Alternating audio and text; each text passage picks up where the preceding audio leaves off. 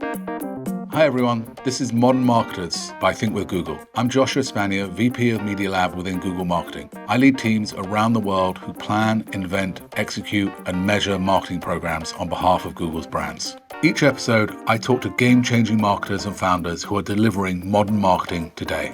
I'm here with Brigitte King, Global Chief Digital Officer at Colgate-Palmolive. Also joining me today as co-host is my colleague and Global Senior Marketing Director at Google, Bethany Poole. Let's dive right in.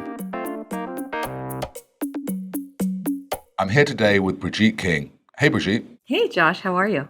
I am doing great. I'm also here with my colleague, Bethany. Bethany, how are you this morning? I'm good, Josh. Enjoying the summer. Well, I'm looking forward to this conversation, and thanks for being on, and then let's get into it. Brigitte, I want to ask, any maxims, mottos, something you use a lot at work or outside of work, but maybe we'll start with work first. Anything you sort of use a lot in your maxims and personal story talking points? I think actually there is one that I tend to come back to quite faithfully. I call it my 5 Ps. I was born as a traditional marketer, right? So you know the 5 Ps of marketing: product, package, Sure. price, promotion, placement, etc. So as I was growing up through marketing, I thought about the 5 Ps a lot. And then I also thought about reflecting them more in terms of my work and life. And I coined them as my 5 Ps are prior planning prevents poor performance. So those became my faithful maxims I go back to a lot when I'm preparing for a meeting, when I'm thinking about what I need to really accomplish for the year. It's a self-motivator for myself, but I also really believe in it because if I'm taking an executive's time, I better be prior planned to make that time with them the most worth it possible for both of us. So I take it really seriously that way. And I always feel like we outperform together when I've done that pre-work. In my personal life, I use it with my 2 teenage sons. And I tell them all the time, prior planning prevents poor performance. Did you study for the test? Have you done what you said you were going to do before this event, that event? So they make a lot of fun of that maxim because they hear about it too much from me. But they know I use it both in my work and my personal life. I like it. The 5 Ps. Prior planning prevents poor performance, right? Yes. Okay, that's easy to remember. So cool. I love it. You're the Chief Digital Officer. You're a marketer at Colgate-Palmolive. If you weren't in marketing, if you'd had another career, like for real versus just like maybe becoming a space astronaut, but if you'd actually had what do you think your other career might have been if you hadn't been a marketer? I think I would have been a lawyer. A lawyer? Yes. Okay.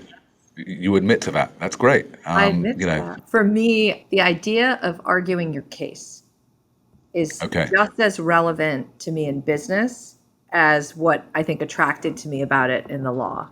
And I did do a stint as a paralegal to see if I actually liked the arena of law. I don't think I understood enough about it, and it didn't come to pass that I went down that path. But I do think that's probably would have been another real path for me had I stayed interested enough there to stay and stick it out. I got it. So the discipline, focus, knowing every detail, and then articulating that in sort of coherent, strong argument. It sounds like a good marketing skills to have as well as legal skills, I imagine. Yeah. Listen, I was never a lawyer, so I can't say that I know all about it. But I definitely think that there's rigor in the command of information you need to have. And in marketing, especially today, the command you need to have of data, analysis, the rigor behind that. There's so much more to it than just awesome creative and creative ideation. And we all enjoyed watching Suits last year. So, I can understand the lawyer appeal as well. You started your career at Colgate-Palmolive in marketing, and now you're back. Was that something that you expected when you started there? Like, what was your ambition? And then what has been your kind of career journey, and what led you to come back to the company that you first started on? So the answer to the question is no, I absolutely didn't expect it. And instead of going to law school, I actually joined Colgate-Palmolive in our global marketing trainee program many years ago. And I was, in that role, a traditional marketer. And that was absolutely the training that I got, which was fantastic at Colgate. And I really did get my first assignment in marketing. Post that, I went to the beauty industry. I worked with L'Oreal for many years. I also worked with PVH, Cow Brands. And then the opportunity along my career really was pivoting from traditional marketing to digital, e-commerce, data, et cetera. And as I made that transition, it just so happened along the path of my career that as Colgate started its digital transformation, I was lucky enough to be asked to recruit and join them to lead it here.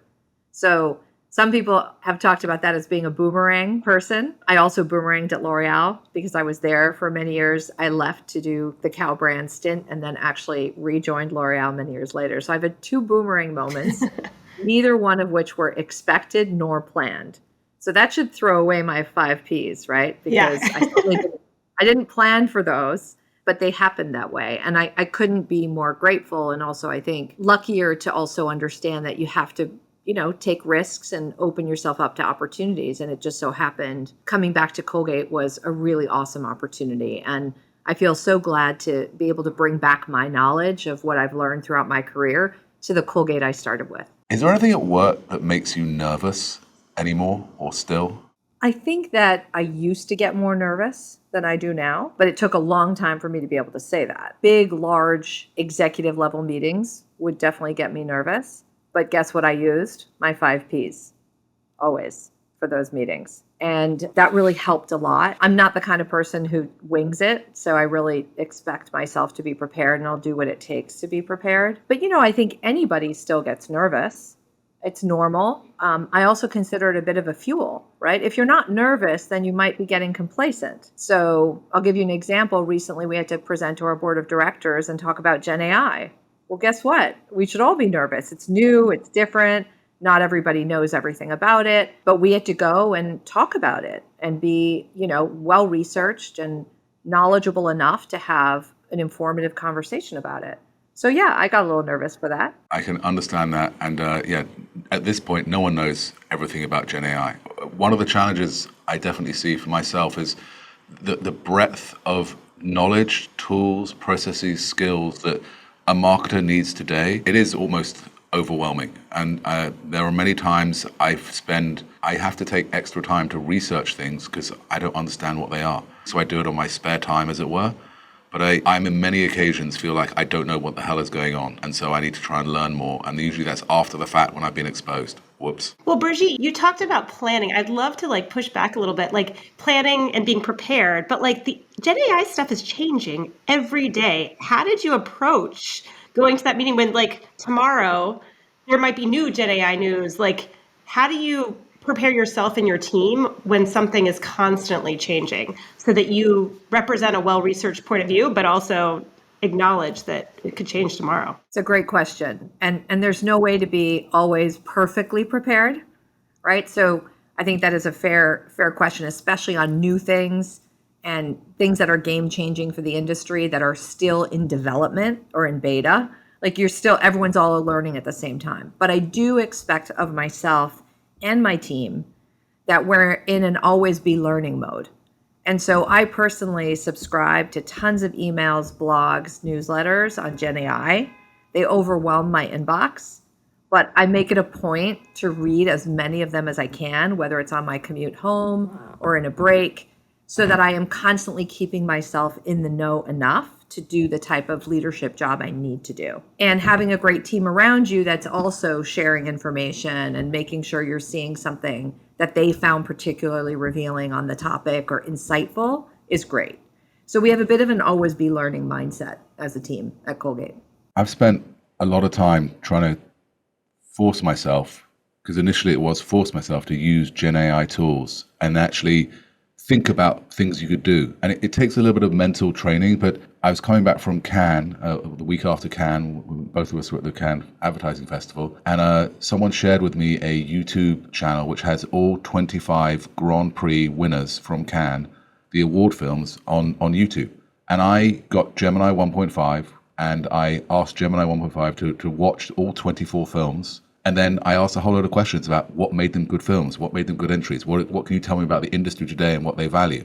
And up until the last sort of year or so, I just didn't think that I could use AI to do that. Obviously, Gemini's ability to be multimodal, hugely powerful, because it gave me answers incredibly, instantaneously. It's so unbelievably useful, but it takes actually training yourself to actually go and use these tools, Google's or anyone's. It does, and I think what's daunting about that is you almost have to be willing to do it for the first time to then get comfortable with it. And my team at Colgate-Palmolive, I have a global digital organization. They were the ones to get me comfortable. I have to be honest about that. I was a little intimidated by this. And then once they started showing me how they were using it, it kind of brings the walls down of that. What is this? How does it operate? Am I going to make a mistake? And you start to realize, in fact, how democratized these tools have become and available. While I was in Cannes, I was speaking with some CMOs about AI, and we had this thought that, back in the day, we always used to wander around with, clunky digital cameras from HP and from Kodak, right? And then the cell phone camera came along, and we're at that moment where, if you think back to the transition to what the cell phone camera has unlocked, all these businesses, search through your phone, Instagram, hundreds of business use cases, actually tens of thousands of business use cases have been unlocked by having these cameras always in our pocket and in our hand. That's where AI is right now. And we're just getting to that point where I think in 10 years' time, there's going to be this incredible explosion of creativity unlocked by AI that I'm really, really excited about. And that sort of transition from the old clunky cameras to actually the cell phone and what that's unlocked it's really exciting. When people ask me, or when we talk about, is AI a threat to creativity? I look, there's always going to be some change, and change is challenging for at certain moments. But the transition to the opportunity of what AI can do is just so remarkable when I think about the possibilities. I'm just super excited. And I realize that I have to push myself and my teams to keep learning, because we don't actually imagine enough of what we could be doing and what the tools are going to be enabling. But AI for creativity is really, really exciting. Yeah, and if you think about technology curves, right? A lot of people think like, oh, it'll just happen so quickly. There's always been a bit of a learning curve for new tech, right? I mean, all the phones gone through it, et cetera. There's a lot of new tech that actually takes a little while to become exceptional or to become ingrained in your consumer habit. So to your point, now you wouldn't even think about not having a camera cell phone. But it took a while for everyone to adopt it and then think about all the different uses that it could become for them. But be open-minded to the fact that you possibly can't even imagine what it could become. So don't also resist it so much because it's not perfect. It's like the use cases that you start with are not necessarily, to your point, are not where you end up. It's like you have to experiment to find it. That's exactly right. You've been following or adopting this sort of BCG digital maturity assessment, which is a super fascinating piece of research and a super fascinating document. Can you just talk a little bit about what the BCG digital maturity assessment did, or what it's done, and how that's been for you as you applied it at Colgate? Sure, absolutely. And this is an industry benchmarking that actually was a partnership between Google and BCG, and it's a very sophisticated benchmark that I think about now 70 or so CPG companies have participated in. And the whole premise is to try to define where you are at in terms of your maturity along the digital transformation journey. So what it really is about is being able to ask questions to your different functional employees in the company to understand on a scale of what your capabilities are relative to ad buying, relative to data-driven targeting, relative to your ability to automate procedures, your ability to do measurement attribution. There's a whole series of questions in these strategic buckets that help you almost self-assess where you're at. And you can also have your agency do this. And at Colgate-Palmolive, we partnered right up front to do what I call a rigorous, solid benchmarking to try to understand where we were in our capabilities so we could really devise the path forward. So this is a rigorous study. BCG was a great partner in helping us deploy and define and get the findings from this. And it really goes on a 4-point scale. Are you nascent, emerging, doing connected marketing, or multi-moment marketing? That's the 4-point scale, if you will, right? The 4 kind of stages of where you're at. Yep. And as we did this globally, across Colgate-Palmolive in 200 countries, we're a 200-year-old company. This is a big deal, right, for us to set the stage for transformation in the future. And what we found was we were definitely emerging in our capabilities, but we weren't quite at that tipping point yet. But that's all we needed to know, because what that allowed was a very clear, focused strategic plan coming from the organization to say, these are the kinds of things we're going to need to know, do, and change. We developed an incredible upskilling program, which if you read about in the news was really covered because it was one of the things that set us apart in terms of upskilling our entire organization to be digitally coherent, capable, and fluent. And then really working with practitioners who are able to actually step change our capabilities. So I'm pleased to say we did the survey again 2 years later, and we absolutely made the tipping point. The compliment we were given from the survey and our consultants was we've never seen a company move so fast, so consistently across regions. Nice. So it was great. And we've learned a lot doing it. But I think a good benchmark is a great place to start when you're driving a transformation.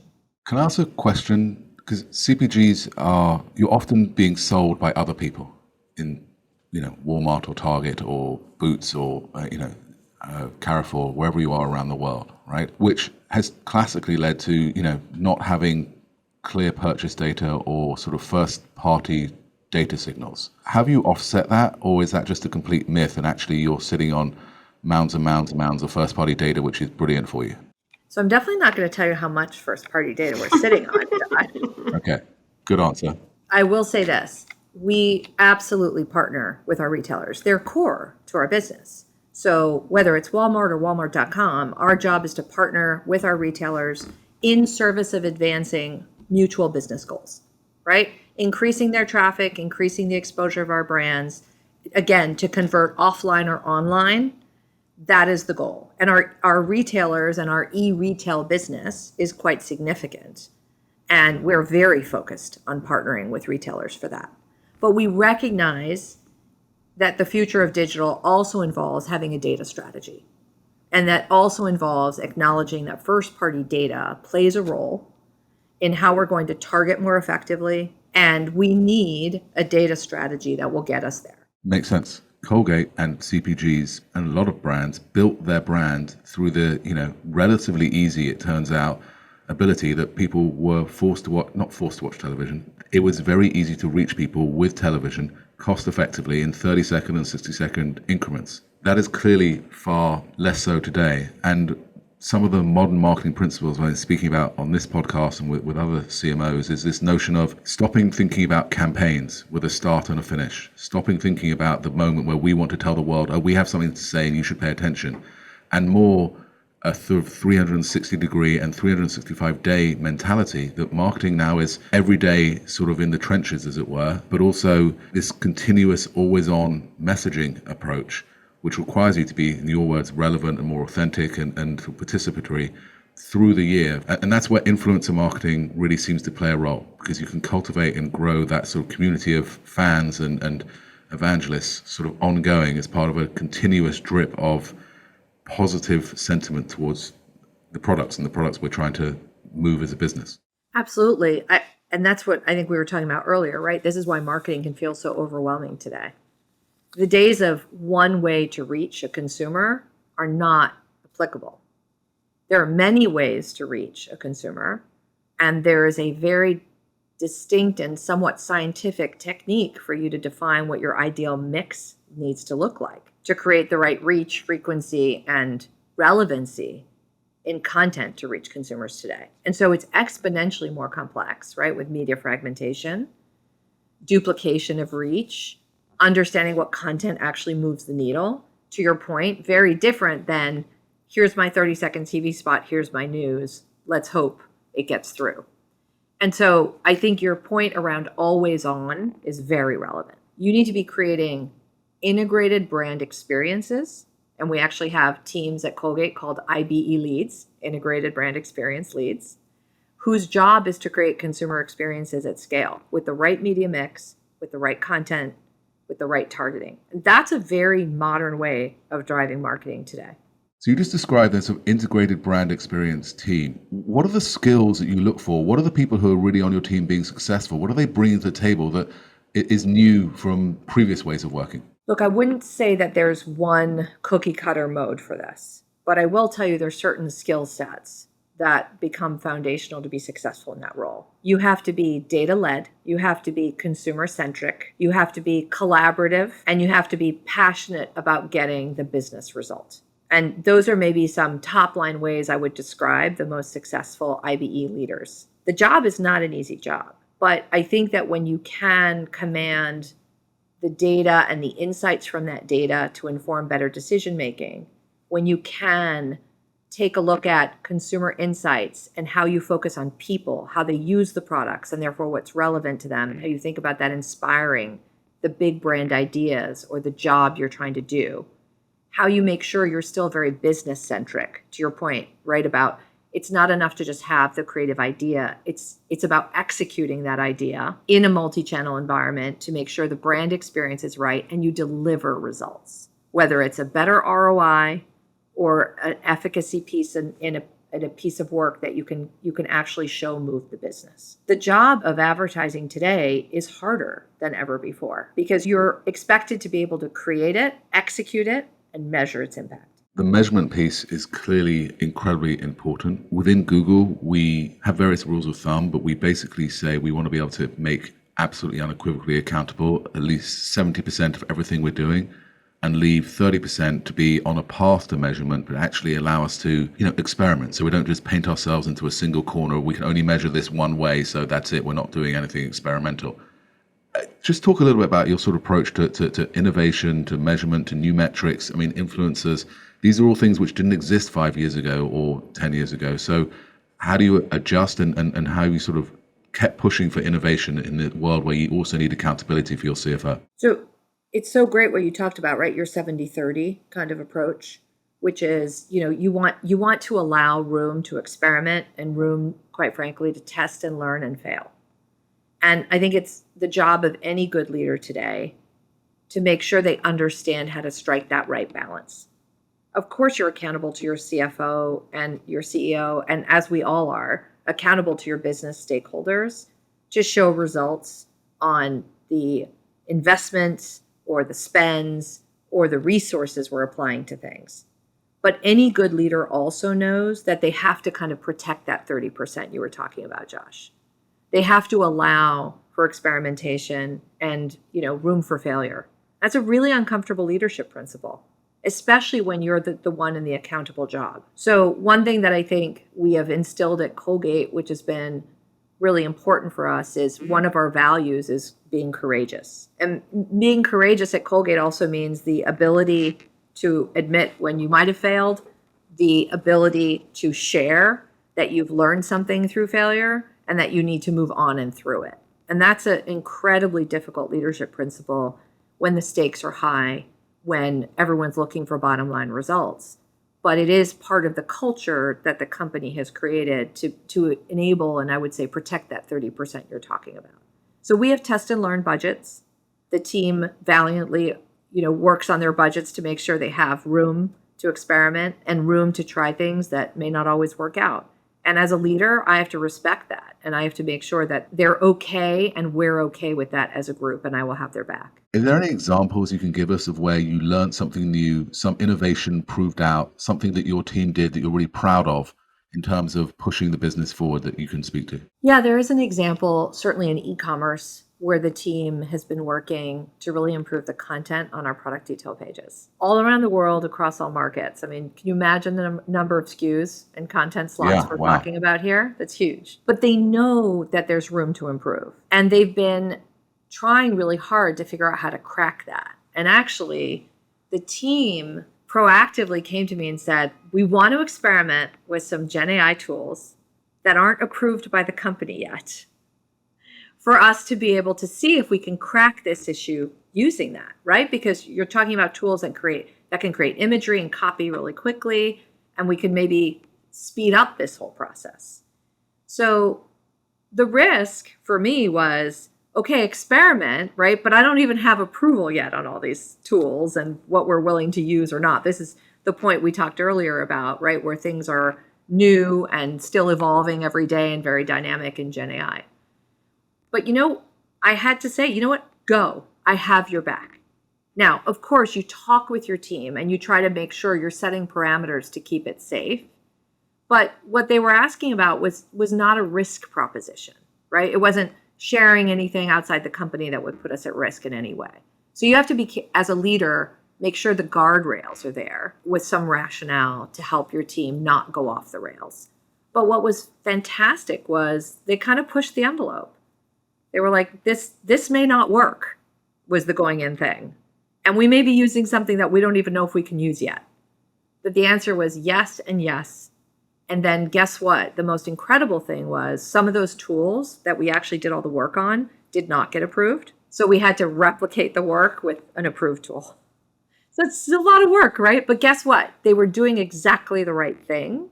And they were pushing the envelope and they were making sure they were experimenting. And yes, that tool didn't work. So you call that a failure if you want, right? Or a waste of time.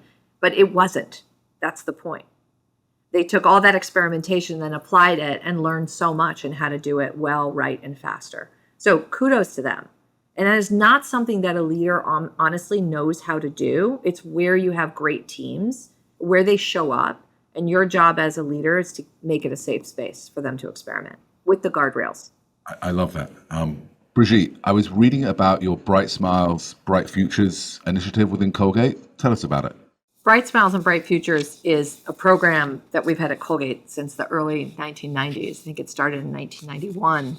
And it's an amazing program. So you remember I talked to you a bit about Colgate-Palmolive isn't just about selling the products that we sell, but it's also about reimagining a healthier future for people, our pets, and the planet. Well, guess what? For people, it means making sure that we are delivering around the world opportunities for especially kids to have good oral care, health, and hygiene habits.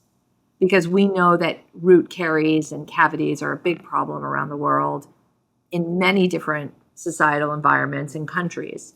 So Bright Smiles, Bright Futures was conceived as a program, and it's in hundreds of countries now, but we've quantified that we have reached 1.7 billion children and their families to deliver dental screenings, cavity toothpaste samples, educational resources that allow parents and kids to learn what good oral care health habits look like.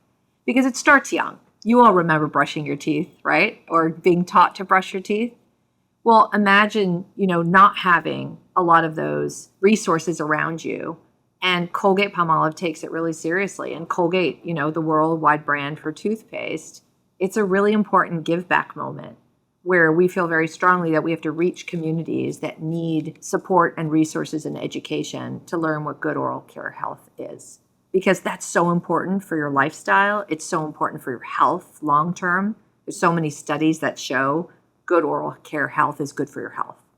And so it's an amazing program. It actually makes us all smile at Colgate. We celebrate it a lot. We take it very seriously. It's part of all our budget reviews. It's part of our plans. And it makes us feel really proud that we're doing good, not just selling toothpaste. Brigitte, one of the early things that the founders used to say at Google was is this a toothbrush product? Is it something that you would use every day? And I remember early days that was definitely the test. Is it something that is so useful to people that they would incorporate it into their lives like a toothbrush? So I love that. I never heard that before. I'll share that with my team. I love that. Is Google a toothbrush product? Yeah. Is that new product a toothbrush product? Will it be that useful to people or not? Exactly. Oh, that's great. Thanks for sharing that. I love that inspiration. Brigitte, thank you so much for the time today. It's been great having this conversation. And thank you, Bethany, as well. Thank you. Pleasure. A huge thank you to my guest this week, Brigitte King, Global Chief Digital Officer at Colgate-Palmolive. If you like this episode, please subscribe to get the latest updates and the next recording as soon as it's ready. We'll see you next time for Modern Marketers by Think with Google. Thank you for listening to Modern Marketers by Think with Google. Our host is Joshua Spanier. Modern Marketers is brought to you by Google and Attention. The podcast is produced by the Google Ads marketing team and Frankie Guadagnino, Nagina Niazmatova, and Emily Behrens for Attention. Our technical producer is Kevin Fisher. Modern Marketers is edited by Sean Colello, and this podcast is mixed and mastered by Andy Inglot. Our theme music is by Jerry Mattei. Thanks for listening.